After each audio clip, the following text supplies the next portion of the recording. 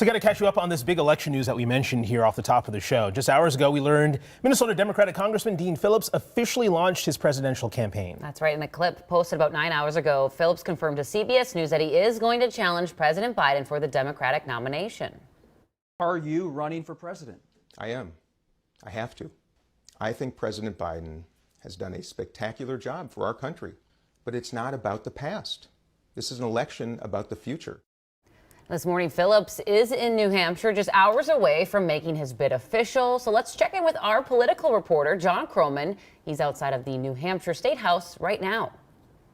Today's the final day, the deadline for candidates to enter the New Hampshire presidential primary, and that is why we see Congressman Dean Phillips of Minnesota in New Hampshire today, making it official, going from rumor to reality.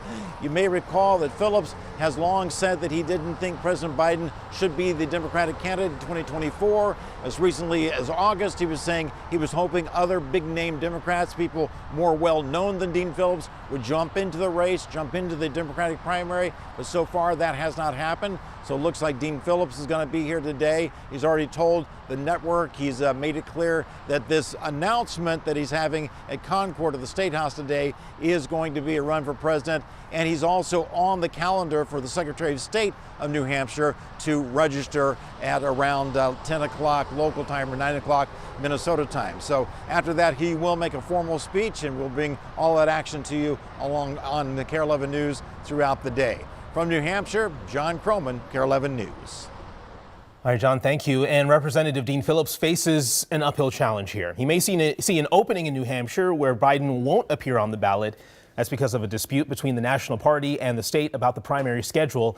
But Democratic strategists like Joe Trippi say it's nearly impossible to compete with a sitting president.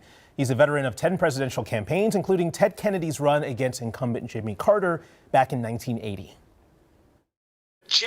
Usually it is a real policy difference that drives the challenger into the race. And that's where this is really peculiar, because Dean Phillips' record of voting 100% in support for Joe Biden policy. So amid disagreement with the National Democratic Party, New Hampshire still has not announced its primary date. Make sure you stay with KARE 11 for the latest on Phillips' presidential campaign announcement all day. And now the latest, though, on the map.